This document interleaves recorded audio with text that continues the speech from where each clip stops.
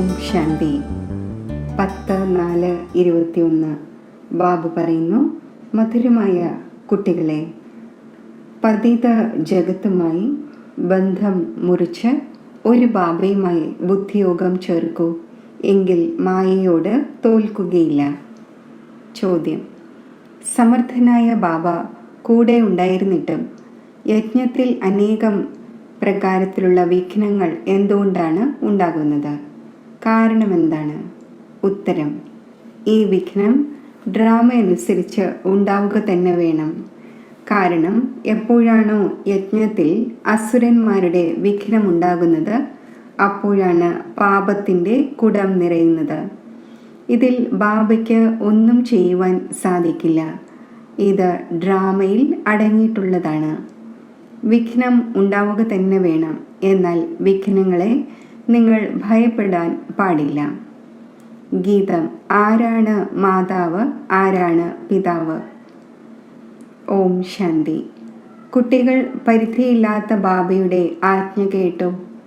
ഈ ജഗത്തിലെ മമ്മയും ബാബയും, അതായത് അമ്മയും അച്ഛനുമുണ്ട്. ഇത് നിങ്ങളുടെ ദേഹവുമായുള്ള ബന്ധമാണ്. ദേഹവുമായി ആദ്യം മാതാവിൻ്റെ, പിന്നെ പിതാവിൻ്റെ ബന്ധമുണ്ടാകുന്നു. പിന്നെ സഹോദരൻ്റെയും ബന്ധുക്കളുടെയും മറ്റുമുണ്ടാകുന്നു. അപ്പോൾ പരിധിയില്ലാത്ത ബാബ പറയുന്നത് ഇതാണ്: ഈ ജഗത്തിൽ നിങ്ങളുടെ മാതാവും പിതാവുമായുള്ള ബുദ്ധിയുടെ യോഗം മുറിക്കൂ. ഈ ജഗത്തുമായി ബന്ധം വയ്ക്കാതിരിക്കൂ. കാരണം ഇതെല്ലാം കലിയുഗി മോശമായ ബന്ധങ്ങളാണ്.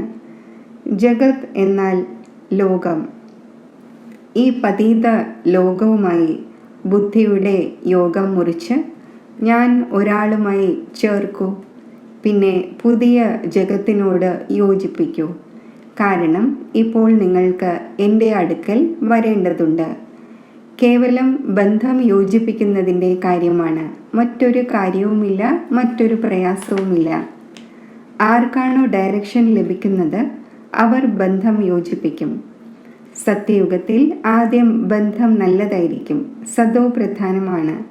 പിന്നെ താഴെ ഇറങ്ങിക്കൊണ്ടിരിക്കും. പിന്നെ ആ സുഖത്തിൻ്റെ ബന്ധം പതുക്കെ പതുക്കെ കുറഞ്ഞുകൊണ്ടിരിക്കും. ഇപ്പോഴാണെങ്കിൽ തീർത്തും ഈ പഴയ ലോകവുമായി ബന്ധം മുറിക്കേണ്ടി വരും. ബാബു പറയുന്നു, ഞാനുമായി ബന്ധം യോജിപ്പിക്കൂ. ശ്രീമത്ത് അനുസരിച്ച് നടക്കൂ. ദേഹത്തിൻ്റെ എന്തെല്ലാം ബന്ധങ്ങളുണ്ടോ അതെല്ലാം ഉപേക്ഷിക്കൂ. വിനാശം ഉണ്ടാവുക തന്നെ വേണം. കുട്ടികൾക്കറിയാം, ആരെയാണോ പരംപിത പരമാത്മാ എന്ന് പറയുന്നത്, ആ ബാബയും ഡ്രാമ അനുസരിച്ച് സർവീസ് ചെയ്യുന്നു. ആ ഒന്ന് ഡ്രാമയുടെ ബന്ധനത്തിൽ ബന്ധിക്കപ്പെട്ടിരിക്കുന്നു. അത് സർവശക്തിവാനാണ് എന്ന് മനുഷ്യർ മനസ്സിലാക്കുന്നു. കൃഷ്ണനെയും സർവശക്തിവാനായി അംഗീകരിക്കുന്നത് പോലെ കൃഷ്ണന് സ്വദർശന ചക്രം നൽകിയിരിക്കുന്നു. അതിലൂടെ കഴുത്ത് മുറിക്കുന്നു എന്ന് മനസ്സിലാക്കുന്നു. എന്നാൽ ദേവതമാർ ഹിംസയുടെ കാര്യം എങ്ങനെ ചെയ്യും എന്ന് മനസ്സിലാക്കുന്നില്ല. അവർക്ക് അത് ചെയ്യുവാൻ സാധിക്കില്ല. ദേവതമാരെക്കുറിച്ച് പറയുന്നത് തന്നെ അഹിംസ പരമോധർമ്മം എന്നായിരുന്നു. അവരിൽ ഹിംസ എവിടെ നിന്ന് വന്നു? ആർക്ക് എന്ത് തോന്നിയോ അത് ഇരുന്ന് എഴുതിയിരിക്കുന്നു. എത്ര ധർമ്മത്തിൻ്റെ ഗ്ലാനി ചെയ്തിരിക്കുന്നു. ബാബു പറയുന്നു, ഈ ശാസ്ത്രങ്ങളിൽ സത്യമാണെങ്കിൽ തീർത്തും മാവിൽ ഉപ്പുപോലെയാണ്. ഇതും എഴുതിയിരിക്കുകയാണ്. രുദ്രജ്ഞാന യജ്ഞം രചിച്ചിരുന്നു. അതിൽ അസുരന്മാർ വിഘ്നമിട്ടിരുന്നു. അബലകളുടെ മേൽ അത്യാചാരം ഉണ്ടായിരുന്നു. അത് എഴുതിയിരിക്കുന്നത് ശരിയാണ്. ശാസ്ത്രങ്ങളിൽ സത്യമെന്താണ്, അസത്യമെന്താണ് എന്ന് ഇപ്പോൾ നിങ്ങൾ മനസ്സിലാക്കുന്നുണ്ട്. ഭഗവാൻ സ്വയം പറയുന്നു, ഈ രുദ്രജ്ഞാനയജ്ഞത്തിൽ വിഘ്നം തീർച്ചയായും വരും. ഡ്രാമയിൽ അടങ്ങിയിട്ടുണ്ട്. പരമാത്മാവ് കൂടെ ഉള്ളതുകൊണ്ട് വിഘ്നങ്ങളെ മാറ്റും എന്നല്ല. ഇതിൽ ബാബ എന്തു ചെയ്യുവാനാണ്? ഡ്രാമയിൽ നടക്കേണ്ടത് തന്നെയാണ്. ഈ എല്ലാ വിഘ്നങ്ങളും ഇടണം. അപ്പോഴല്ലേ പാപത്തിൻ്റെ കുടം നിറയൂ. ബാബ മനസ്സിലാക്കിച്ചു തരുന്നു, ഡ്രാമയിൽ എന്തടങ്ങിയിട്ടുണ്ടോ അത് തന്നെ സംഭവിക്കണം. അസുരന്മാരുടെ വിഘ്നം തീർച്ചയായും ഉണ്ടാകും. തൻ്റെ രാജധാനി സ്ഥാപിതമായിക്കൊണ്ടിരിക്കുന്നു. അരക്കൽപ്പം മായയുടെ രാജ്യത്ത് മനുഷ്യർ എത്ര തമോപ്രധാന ബുദ്ധിയാണ്. ഭ്രഷ്ടാചാരിയായി മാറുന്നു. പിന്നെ അവരെ ശ്രേഷ്ഠാചാരിയാക്കുക ബാബയുടെ കാര്യമാണല്ലോ. ഭ്രഷ്ടാചാരിയാകുന്നതിന് പകുതി കൽപ്പം എടുക്കുന്നു. പിന്നെ 1 സെക്കൻഡിൽ ബാബ ശ്രേഷ്ഠാചാരിയാക്കുന്നു. നിശ്ചയമുണ്ടാകുന്നതിൽ സമയമെടുക്കുന്നില്ല. ഇങ്ങനെ വളരെയധികം നല്ല കുട്ടികളുണ്ട്. അവർക്ക് നിശ്ചയമുണ്ടാകുന്നു, ഉടൻ പ്രതിജ്ഞ ചെയ്യുന്നു. പക്ഷേ മായയും ഗുസ്തിക്കാരനാണല്ലോ. എന്തെങ്കിലുമൊക്കെ മനസ്സിൽ കൊടുങ്കാറ്റ് കൊണ്ടുവരുന്നു. പുരുഷാർത്ഥം ചെയ്ത് കർമ്മത്തിൽ വരാതെ നോക്കണം. എല്ലാവരും പുരുഷാർത്ഥം ചെയ്തുകൊണ്ടിരിക്കുകയാണ്. കർമാതീത അവസ്ഥ ഉണ്ടായിട്ടില്ല. എന്തെങ്കിലുമൊക്കെ കർമ്മേന്ദ്രിയങ്ങളിലൂടെ ഉണ്ടായിപ്പോകുന്നു. കർമാതീത അവസ്ഥ എത്തുന്നതിനിടയിൽ വിഘ്നം തീർച്ചയായും ഉണ്ടാകും. ബാബ മനസ്സിലാക്കിച്ചു തന്നു. പുരുഷാർത്ഥം ചെയ്ത് അന്തിമത്തിൽ കർമാതീത അവസ്ഥ എത്തുന്നു. പിന്നീട് ഈ ശരീരത്തിൽ ഇരിക്കുന്നില്ല. അതിനാൽ സമയമെടുക്കുന്നു. എന്തെങ്കിലുമൊക്കെ വിഘ്നങ്ങൾ ഉണ്ടാകുന്നു. എവിടെയെങ്കിലും മായ തോൽപ്പിക്കുകയും ചെയ്യുന്നു. ബോക്സിംഗ് ആണല്ലോ. ബാബയുടെ ഓർമ്മയിലിരിക്കട്ടെ എന്നാഗ്രഹിക്കുന്നു. പക്ഷേ ഇരിക്കുവാൻ സാധിക്കുന്നില്ല. കുറച്ചൊക്കെ സമയം ബാക്കിയുണ്ട്. പതുക്കെ പതുക്കെ ആ അവസ്ഥ ധാരണ ചെയ്യണം. ആരും ജന്മനാ തന്നെ രാജാവാകുന്നില്ല. ചെറിയ കുട്ടി പതുക്കെ പതുക്കെയാണല്ലോ വലുതാകുന്നത്. ഇതിലും സമയമെടുക്കും. ഇപ്പോഴാണെങ്കിൽ ബാക്കി കുറച്ച് സമയമാണുള്ളത്. മുഴുവൻ ആധാരവും പുരുഷാർത്ഥത്തിൻ്റെ മേലാണ്. അറ്റൻഷൻ നൽകണം. നമ്മൾ ഏത് വിധേനയും ബാബയിൽ നിന്നും തീർച്ചയായും സമ്പത്തെടുക്കും. മായയെ തീർച്ചയായും നേരിടും. അതിനാൽ പ്രതിജ്ഞ ചെയ്യുന്നു. മായയും നിസ്സാരമല്ല. ലഘുവിനേക്കാൾ ലഘുവായ രൂപത്തിലും വരുന്നു. റുസ്തം, അതായത് ഗുസ്തിക്കാരൻ്റെ മുന്നിൽ നല്ല ശക്തിയോടെ അടിക്കുന്നു. ഈ കാര്യങ്ങൾ ശാസ്ത്രങ്ങളിലൊന്നുമില്ല.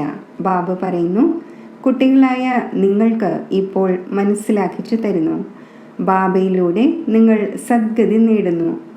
പിന്നെ ഈ ജ്ഞാനത്തിൻ്റെ ആവശ്യമേ ഉണ്ടായിരിക്കുന്നില്ല. ജ്ഞാനത്തിലൂടെ സദ്ഗതി ഉണ്ടാകുന്നു. സദ്ഗതി എന്ന് പറയുന്നത് സത്യയുഗത്തെയാണ്. അപ്പോൾ മധുരമായ കുട്ടികൾക്ക് ലക്ഷ്യം ലഭിച്ചു. ഡ്രാമയനുസരിച്ച് വൃക്ഷം വളരുന്നതിന് സമയമെടുക്കുന്നു എന്നതും മനസ്സിലാക്കുന്നു. വിഘ്നങ്ങൾ വളരെയധികം വരുന്നു.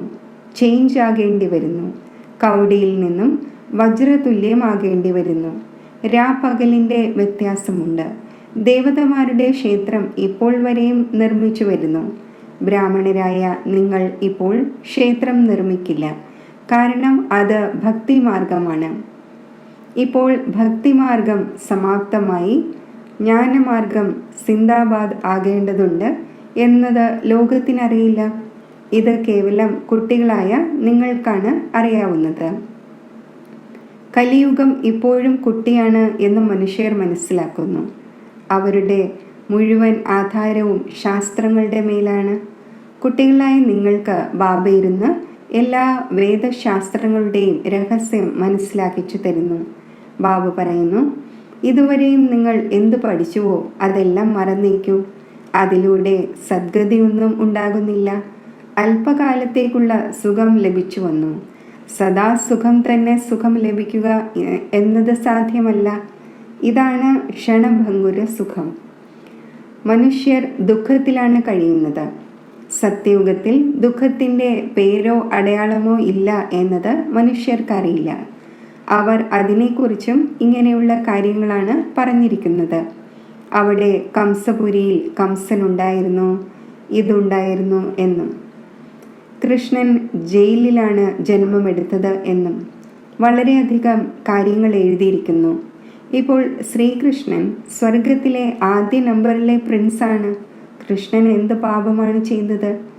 ഇതെല്ലാം കെട്ടുകഥകളാണ്. അത് നിങ്ങളിപ്പോൾ മനസ്സിലാക്കുന്നു. ബാബ സത്യം പറഞ്ഞു തന്നപ്പോൾ ബാബ തന്നെയാണ് വന്ന് സത്യഖണ്ഡം സ്ഥാപിക്കുന്നത്. സത്യഖണ്ഡത്തിൽ എത്ര സുഖമുണ്ടായിരുന്നു, അസത്യഖണ്ഡത്തിൽ എത്ര ദുഃഖമാണുള്ളത്. ഇത് എല്ലാവരും മറന്നുപോയി. നിങ്ങൾക്കറിയാം, നമ്മൾ ശ്രീമത്ത് അനുസരിച്ച് സത്യഖണ്ഡം സ്ഥാപിച്ച് അതിൻ്റെ അധികാരിയാകും. ബാബ മനസ്സിലാക്കിച്ചു തരുന്നു, ഇങ്ങനെയെല്ലാം ശ്രീമത്ത് അനുസരിച്ച് നടക്കുന്നതിലൂടെ നിങ്ങൾക്ക് ഉയർന്ന പദവി നേടുവാൻ സാധിക്കും.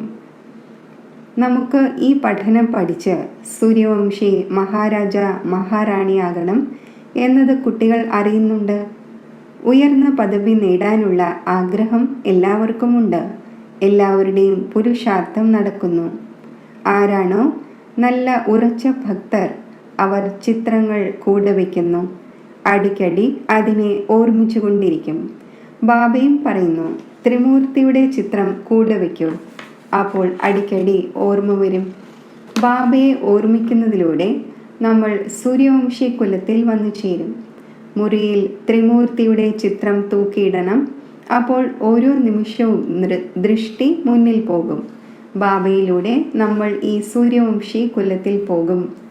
രാവിലെ എഴുന്നേൽക്കുമ്പോൾ തന്നെ ദൃഷ്ടി അതിലേക്ക് പോകും. ഇതും ഒരു പുരുഷാർത്ഥമാണ്. ബാബ നിർദ്ദേശം നൽകുന്നു, നല്ല നല്ല ഭക്തർ വളരെയധികം പുരുഷാർത്ഥം ചെയ്യുന്നു. കണ്ണ് തുറക്കുമ്പോൾ തന്നെ കൃഷ്ണൻ്റെ ഓർമ്മ വരണം. അതിനുവേണ്ടി ചിത്രം മുന്നിൽ വയ്ക്കുന്നു. നിങ്ങൾക്കാണെങ്കിൽ കൂടുതൽ സഹജമാണ്, അഥവാ സഹജമായി ഓർമ്മ വരുന്നില്ല, മായ ശല്യം ചെയ്യുന്നു. അപ്പോൾ ഈ ചിത്രം സഹായിക്കും. ശിവ് ബാബ നമ്മളെ ബ്രഹ്മാവിലൂടെ വിഷ്ണുപുരിയുടെ അധികാരിയാക്കുന്നു. നമ്മൾ ബാബയിലൂടെ വിശ്വത്തിൻ്റെ അധികാരിയായിക്കൊണ്ടിരിക്കുന്നു. ഇത് സ്മരിക്കുന്നതിലൂടെയും വളരെയധികം സഹായം ലഭിക്കും. ഓർമ്മ ഓരോ നിമിഷവും മറന്നു പോകുന്നു എന്ന് ഏത് കുട്ടികളാണോ മനസ്സിലാക്കുന്നത്, അപ്പോൾ ബാബ നിർദ്ദേശം നൽകുന്നു, ചിത്രം മുന്നിൽ വയ്ക്കൂ, എങ്കിൽ ബാബയും സമ്പത്തും ഓർമ്മ വരും. എന്നാൽ ബ്രഹ്മാവിനെ ഓർമ്മിക്കേണ്ടതില്ല. വിവാഹ നിശ്ചയം നടത്തുമ്പോൾ ദല്ലാളിൻ്റെ ഓർമ്മ വരാറില്ല. നിങ്ങൾ ബാബയെ നല്ല രീതിയിൽ ഓർമ്മിക്കൂ, അപ്പോൾ ബാബയും നിങ്ങളെ ഓർമ്മിക്കും. ഓർമ്മയിലൂടെ ഓർമ്മ ലഭിക്കുന്നു. ഇപ്പോൾ പ്രിയതമൻ്റെ ഓക്കുപേഷൻ നിങ്ങൾക്കറിയാം. ശിവന് എത്ര ഭക്തരാണുള്ളത്? ശിവ ശിവ എന്ന് പറഞ്ഞുകൊണ്ടിരിക്കുന്നു. എന്നാൽ അത് തെറ്റാണ്. ശിവ കാശി വിശ്വനാഥൻ, പിന്നെ ഗംഗ എന്ന് പറയുന്നു. ജലത്തിൻ്റെ തീരത്ത് പോയിരിക്കുന്നു. ജ്ഞാനത്തിൻ്റെ സാഗരം ബാബയാണ് എന്നത് മനസ്സിലാക്കുന്നില്ല. ബനാറസിൽ വളരെയധികം ഫോറിനേഴ്സും മറ്റും കാണുവാൻ പോകുന്നു. വലിയ വലിയ നദീതടങ്ങളുണ്ട്. എങ്കിലും എല്ലാവരുടെയും പിതാവിൻ്റെ ക്ഷേത്രമാണ് ആകർഷിക്കുന്നത്. എല്ലാവരും ആ ഒന്നിൻ്റെ അടുക്കൽ പോകുന്നു. ക്ഷേത്രം ആരുടെയും അടുക്കൽ പോകുന്നില്ല. ക്ഷേത്രത്തിലെ ദേവതമാർ ആകർഷിക്കുന്നു. ശിവബാബയും ആകർഷിക്കുന്നു. നമ്പർ 1 ആണ് ശിവബാബ. പിന്നെ സെക്കൻഡ് നമ്പറിലുള്ളത് ഈ ബ്രഹ്മാവ്, സരസ്വതി, വിഷ്ണു. വിഷ്ണു തന്നെ ബ്രഹ്മാവ്. ബ്രാഹ്മണർ തന്നെയാണ് വിഷ്ണുപുരിയിലെ ദേവതമാർ. വിഷ്ണുപുരിയിലെ ദേവതമാർ തന്നെയാണ് ബ്രാഹ്മണർ. ഇപ്പോൾ നിങ്ങളുടെ തൊഴിൽ ഇതായി. നമ്മൾ തന്നെ ദേവതയായിക്കൊണ്ടിരിക്കുന്നു. അപ്പോൾ മറ്റുള്ളവർക്കും വഴി പറഞ്ഞു കൊടുക്കണം. മറ്റുള്ളവരെല്ലാം കാട്ടിലേക്ക് കൊണ്ടുപോകുന്നവരാണ്. നിങ്ങൾ കാട്ടിൽ നിന്നും ഇറക്കി പൂന്തോട്ടത്തിലേക്ക് കൊണ്ടുവരുന്നു. ശിവ് ബാബ വന്ന് മുള്ളുകളെ പുഷ്പമാക്കുന്നു. നിങ്ങളും ഈ തൊഴിൽ ചെയ്യുന്നു. ഈ കാര്യങ്ങളെ നിങ്ങൾ തന്നെയാണ് അറിയുന്നത്. ഏതെങ്കിലും രാജാവും റാണിക്കും നിങ്ങൾക്ക് മനസ്സിലാക്കിച്ചു കൊടുക്കുവാനായി അങ്ങനെ ആരുമില്ല. പാണ്ഡവർക്ക് 3 അടി ഭൂമി പോലും ലഭിച്ചിരുന്നില്ല എന്നത് പാടപ്പെട്ടിരിക്കുന്നു. ബാബ സമർത്ഥനായിരുന്നു. അപ്പോൾ അവർക്ക് വിശ്വത്തിൻ്റെ ചക്രവർത്തി പദം നൽകി. ഇപ്പോഴും അതേ പാർട്ട് അഭിനയിക്കുമല്ലോ. ബാബ ഗുപ്തമാണ്. കൃഷ്ണന് ഏതെങ്കിലും വിഘ്നമുണ്ടാവുക സാധ്യമല്ല. ഇപ്പോൾ ബാബ വന്നിരിക്കുന്നു. ബാബയിൽ നിന്നും വന്ന് സമ്പത്തെടുക്കണം. ഇതിനു വേണ്ടി പ്രയത്നിക്കേണ്ടതുണ്ട്. ദിനം പ്രതിദിനം പുതിയ പുതിയ പോയിന്റ്സ് വന്നുകൊണ്ടിരിക്കുന്നു. എക്സിബിഷനിൽ മനസ്സിലാക്കിച്ചു കൊടുക്കുന്നതിലൂടെ നല്ല പ്രഭാവമുണ്ടാകുന്നു എന്ന് കാണാൻ കഴിയുന്നു. എക്സിബിഷനിലൂടെയാണോ നല്ല പ്രഭാവമുണ്ടാകുന്നത്, അതോ പ്രൊജക്ടറിലൂടെയാണോ? എന്ന കാര്യത്തിൽ ബുദ്ധിയെ ഉപയോഗപ്പെടുത്തണം. എക്സിബിഷനിൽ മനസ്സിലാക്കിക്കുന്നതിലൂടെ മുഖം നോക്കി മനസ്സിലാക്കിച്ചു കൊടുക്കുവാൻ സാധിക്കും. ഗീതയുടെ ഭഗവാൻ ബാബയാണ് എന്ന് മനസ്സിലാക്കുന്നുണ്ട്. അപ്പോൾ ബാബയിൽ നിന്നും വീണ്ടും സമ്പത്തെടുക്കാനുള്ള പുരുഷാർത്ഥം ചെയ്യണം. 7 ദിവസം നൽകണം, എഴുതി തരൂ, ഇല്ലെങ്കിൽ പുറത്തു പോകുമ്പോൾ തന്നെ മായ മറവിയുണ്ടാക്കും. നിങ്ങളുടെ ബുദ്ധിയിൽ വന്നു കഴിഞ്ഞു, നമ്മൾ 84ന്റെ ചക്രം കറങ്ങി, ഇപ്പോൾ പോകേണ്ടതുണ്ട്. തമോ പ്രധാനത്തിൽ നിന്നും സദോ പ്രധാനം ആകേണ്ടതുണ്ട്. ഈ ചിത്രങ്ങൾ കൂടെ ഉണ്ടായിരിക്കേണ്ടതാണ്. വളരെ നല്ലതാണ്. ഈ ലക്ഷ്മി നാരായണൻ ഈ രാജ്യഭാഗ്യം എപ്പോൾ എങ്ങനെ നേടി എന്നത് ബിർളയും മറ്റും പോലും അറിയുന്നില്ല. നിങ്ങൾക്കറിയാം. ഇപ്പോൾ നിങ്ങൾക്ക് വളരെയധികം സന്തോഷമുണ്ടാകേണ്ടതാണ്. ലക്ഷ്മി നാരായണൻ്റെ ചിത്രമെടുത്ത് ഉടൻ ആർക്കെങ്കിലും മനസ്സിലാക്കിച്ചു കൊടുക്കും. അവർ ഈ പദവി എങ്ങനെ നേടി. ഈ കാര്യങ്ങൾ ബുദ്ധി കൊണ്ട് മനസ്സിലാക്കാനും മനസ്സിലാക്കിക്കാനും ഉള്ളതാണ്. ലക്ഷ്യം ഉയർന്നതാണ്. ആര് എങ്ങനെയുള്ള ടീച്ചറാണോ അവർ അതനുസരിച്ച് തന്നെ സർവീസ് ചെയ്യുന്നു. ആരെല്ലാമാണ് സെൻറ്റർ പരിപാലിച്ചു കൊണ്ടിരിക്കുന്നത് തൻ്റെ അവസ്ഥ അനുസരിച്ച് എന്നത് നോക്കുന്നു. ലഹരി എല്ലാവർക്കുമുണ്ട്. എന്നാൽ മനസ്സിലാക്കിച്ചു കൊടുക്കുന്നവർ എത്ര സമർത്ഥരായിരിക്കുമോ അത്രയും നല്ല സർവീസ് നടക്കും എന്ന് വിവേകം പറയുന്നു. എല്ലാവരും സമർത്ഥരാവുക സാധ്യമല്ല. എല്ലാവർക്കും ഒരുപോലെയുള്ള ടീച്ചറിനെ ലഭിക്കുക സാധ്യമല്ല. എങ്ങനെയാണോ കഴിഞ്ഞ കൽപ്പത്തിൽ നടന്നിരുന്നത് അതുപോലെ തന്നെ നടന്നുകൊണ്ടിരിക്കുന്നു. ബാബ പറയുന്നു, തൻ്റെ അവസ്ഥ ശേഖരിച്ചു കൊണ്ടിരിക്കൂ. കൽപ്പകൽപ്പങ്ങളിലെ പന്തയമാണ്. കഴിഞ്ഞ കൽപ്പത്തിലേതുപോലെ ഓരോരുത്തരുടെയും പുരുഷാർത്ഥം നടക്കുകയാണ് എന്നത് കാണപ്പെടുകയാണ്. എന്ത് സംഭവിക്കുന്നുവോ നമ്മൾ പറയുന്നു, കഴിഞ്ഞ കൽപ്പത്തിലും ഇങ്ങനെ സംഭവിച്ചിരുന്നു. പിന്നെ സന്തോഷവും ഉണ്ടായിരിക്കുന്നു, ശാന്തിയും ഉണ്ടായിരിക്കുന്നു. ബാബ പറയുന്നു, കർമ്മം ചെയ്യുമ്പോഴും ബാബയെ ഓർമ്മിക്കൂ. ബുദ്ധിയുടെ യോഗം അവിടെ തൂങ്ങിക്കിടക്കട്ടെ. അപ്പോൾ വളരെ മംഗളമുണ്ടാകും. ആര് ചെയ്യുമോ അവർ നേടും. നല്ലത് ചെയ്യുമെങ്കിൽ നല്ലത് നേടും. മായയുടെ മതമനുസരിച്ച് എല്ലാവരും മോശം തന്നെയാണ് ചെയ്തു വന്നത്. ഇപ്പോൾ ശ്രീമത്ത് ലഭിക്കുന്നു. നന്മ ചെയ്യൂ, നന്മയുണ്ടാകട്ടെ. ഓരോരുത്തരും തനിക്ക് വേണ്ടി പ്രയത്നിക്കുന്നു. എങ്ങനെ ചെയ്യുമോ അതേപോലെ നേടും. എന്തുകൊണ്ട് നമ്മൾ യോഗം ചെയ്ത് സേവനം ചെയ്തുകൊണ്ടിരുന്നുകൂടാ? യോഗത്തിലൂടെ ആയുസ് വർദ്ധിക്കും. ഓർമ്മയുടെ യാത്രയിലൂടെ നിരോഗിയാകണം. അപ്പോൾ എന്തുകൊണ്ട് നമ്മൾ ബാബയുടെ ഓർമ്മയിലിരുന്നുകൂടാ? യഥാർത്ഥമായ കാര്യമാണ്. അപ്പോൾ എന്തുകൊണ്ട് നമ്മൾ പരിശ്രമിച്ചുകൂടാ? ജ്ഞാനമാണെങ്കിൽ തികച്ചും സഹജമാണ്. കൊച്ചു കുട്ടികൾ പോലും മനസ്സിലാക്കിക്കുകയും ചെയ്യുന്നു. എന്നാൽ അവർ യോഗിയായില്ലല്ലോ. ബാബയെ ഓർമ്മിക്കൂ എന്നത് ഉറപ്പിക്കണം. അടിക്കടി മറന്നു പോകുന്നു എന്ന് ആരാണോ മനസ്സിലാക്കുന്നത് അപ്പോൾ ചിത്രം വെക്കണം. അതും നല്ലതാണ്. രാവിലെ ചിത്രം കാണുമ്പോൾ തന്നെ ഓർമ്മ വരുന്നു. ശിവ് ബാബയിലൂടെ നമ്മൾ വിഷ്ണുപുരിയുടെ സമ്പത്ത് നേടിക്കൊണ്ടിരിക്കുന്നു. ഈ ത്രിമൂർത്തിയുടെ ചിത്രം തന്നെയാണ് മുഖ്യം. അതിൻ്റെ അർത്ഥം നിങ്ങളിപ്പോൾ മനസ്സിലാക്കി. ലോകത്തിൽ ഇങ്ങനെ ത്രിമൂർത്തിയുടെ ചിത്രം മറ്റാരുടെയും അടുക്കലില്ല. ഇതാണെങ്കിൽ തികച്ചും സഹജമാണ്. നമ്മൾ എഴുതിയാലും ഇല്ലെങ്കിലും ബ്രഹ്മാവിലൂടെ സ്ഥാപന, വിഷ്ണുവിലൂടെ പാലന എന്നത് എല്ലാവരും അറിയുന്നുണ്ട്. ശരി, മധുരമായ സിഖിലതെ കുട്ടികൾക്ക് മാതാവും പിതാവുമായ ബാബ്ദാദയുടെ സ്നേഹസ്മരണകൾ. Good morning. ആത്മീയ അച്ഛൻ്റെ ആത്മീയ കുട്ടികൾക്ക് നമസ്തേ. ധാരണയ്ക്കുള്ള മുഖ്യസാരം: മായയുടെ ബോക്സിങ്ങിൽ ഒരിക്കലും തോൽവിയുണ്ടാകരുത്. ഇതിൻ്റെ ശ്രദ്ധ വയ്ക്കണം. കഴിഞ്ഞ കൽപ്പത്തിൻ്റെ സ്മൃതിയിലൂടെ തൻ്റെ അവസ്ഥയെ ശേഖരിക്കണം. സന്തോഷത്തിലും ശാന്തിയിലും ഇരിക്കണം. തൻ്റെ നന്മ ചെയ്യുന്നതിനു വേണ്ടി ശ്രീമത്ത് അനുസരിച്ച് നടക്കണം. ഈ പഴയ ലോകത്തോടുള്ള ബന്ധം മുറിക്കണം. മായയുടെ കൊടുങ്കാറ്റിൽ നിന്നും രക്ഷപ്പെടുന്നതിനായി ചിത്രങ്ങളെ മുന്നിൽ വച്ച് ബാബയെയും സമ്പത്തിനെയും ഓർമ്മിക്കണം. വരദാനം: ബലഹീന ആത്മാക്കളിൽ ശക്തികളുടെ ഫോഴ്സ് നിറയ്ക്കുന്ന ജ്ഞാനദാതാവും വരദാതാവുമായി ഭവിക്കട്ടെ. വർത്തമാന സമയം ബലഹീനരായ ആത്മാക്കൾക്ക് ജമ്പ് ചെയ്യുവാനുള്ള അത്രയും ശക്തിയില്ല. അവർക്ക് എക്സ്ട്രാ ഫോഴ്സ് ആവശ്യമാണ്. അതിനാൽ വിശേഷ ആത്മാക്കളായ താങ്കൾ സ്വയം തന്നിൽ വിശേഷ ശക്തി നിറച്ച് അവരെ ഹൈ ജമ്പ് ചെയ്യിക്കണം. ഇതിനു വേണ്ടി ജ്ഞാനദാതാവിനോടൊപ്പം ശക്തികളുടെ വരദാതാവാകൂ. രചയിതാവിൻ്റെ പ്രഭാവം രചനയിൽ പതിയുന്നു.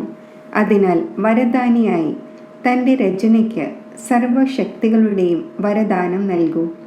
ഇപ്പോൾ ഈ സർവീസിൻ്റെ ആവശ്യമുണ്ട്. സ്ലോഗൻ: സാക്ഷിയായി ഓരോ കളിയും നോക്കൂ. എങ്കിൽ സേഫുമായിരിക്കും, രസവും തോന്നും. ഓം ശാന്തി.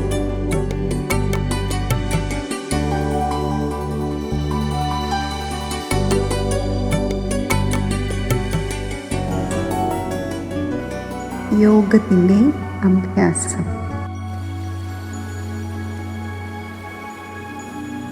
ഈ ദൃശ്യ പ്രപഞ്ചത്തിലെ സകലത്തിൽ നിന്നും ഞാൻ എൻ്റെ മനസ്സിനെ സ്വതന്ത്രമാക്കുകയാണ്.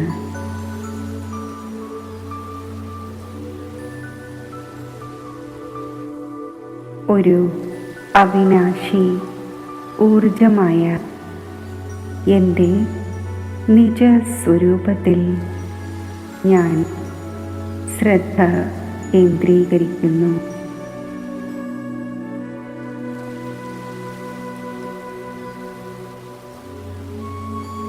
മസ്തകമധ്യത്തിൽ തിളങ്ങുന്ന ഒരു പ്രകാശ ബിന്ദുവാണ് ഞാൻ.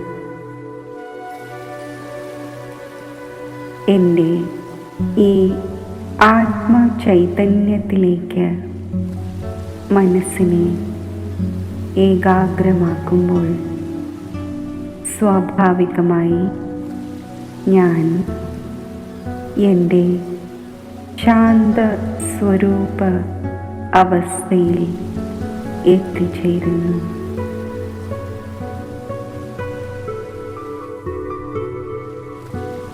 ഞാൻ ശാന്ത സ്വരൂപമാണ്.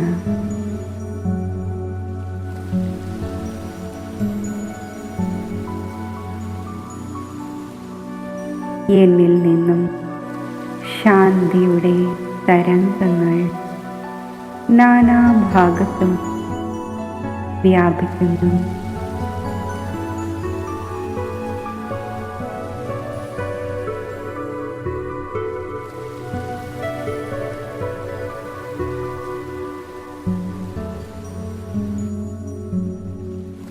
എൻ്റെ സങ്കൽപ്പ ശക്തിയിലൂടെ ഞാൻ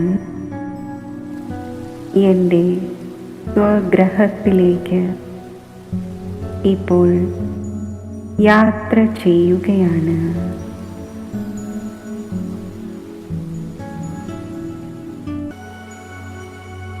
സ്മൃതിയുടെ ശക്തി കൊണ്ട് ഈ ശരീരത്തിൽ നിന്നും ഒരു സൂക്ഷ്മ നക്ഷത്രമായി വേറിട്ട്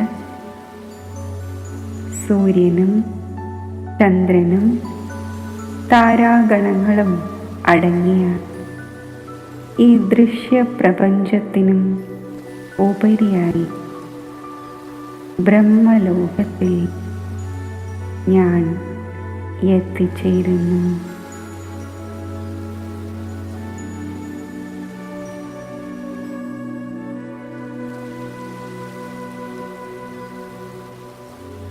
സർവത്ര ശാന്തി നിറഞ്ഞ, സ്വീറ്റ് സൈലൻസ് നിറഞ്ഞ ഈ ദിവ്യഗ്രഹത്തിൽ ഞാൻ ബിന്ദുരൂപത്തിൽ സ്ഥിതി ചെയ്യുന്നു.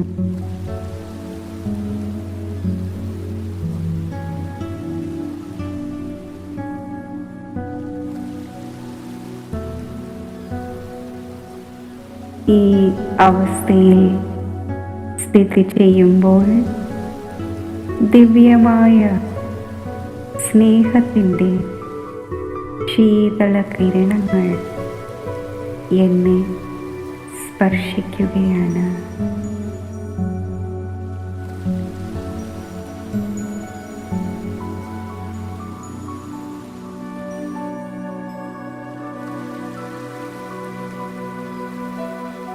എൻ്റെ സത്പിതാവും സത്ശിക്ഷകനും സദ്ഗുരുവുമായി ബാബയുടെ സമീപത്തേക്ക് ഞാൻ ആകർഷിക്കപ്പെടുന്നു.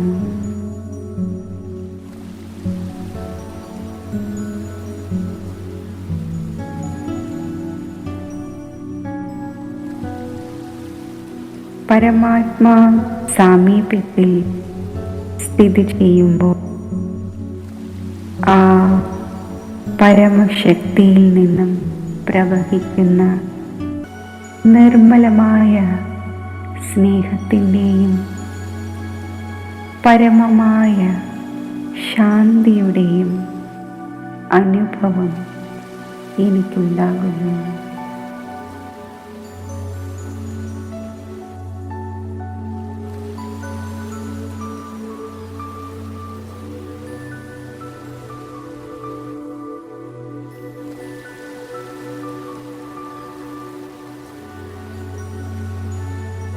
ഞാനിപ്പോൾ ബാബയുടെ സർവശക്തി സ്വരൂപം അനുഭവിക്കുകയാണ്.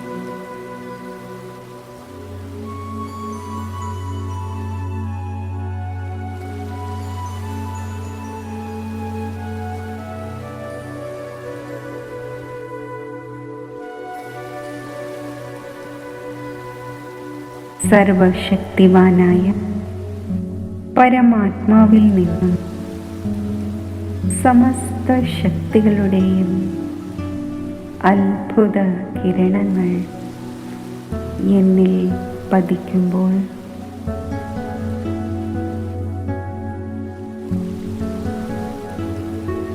അജ്ഞാനകാലത്തിലെ കർമ്മബന്ധനങ്ങളിൽ നിന്നും ഞാൻ സ്വതന്ത്രമാവുകയാണ്.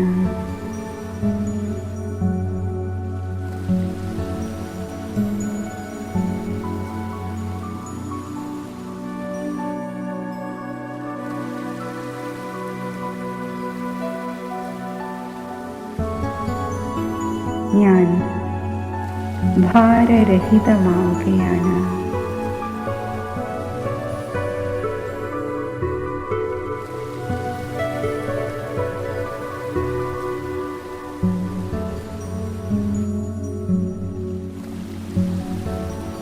സർവപ്രഭാവമുക്തമായ സാക്ഷിഭാവം ഞാൻ ധാരണ ചെയ്യുന്നു.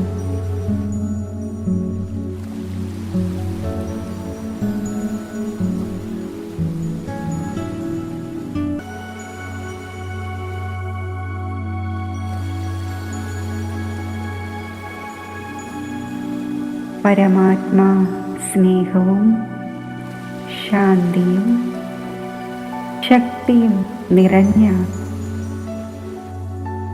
ഈ ഉന്നതമായ സ്ഥിതി കൈവരിച്ച്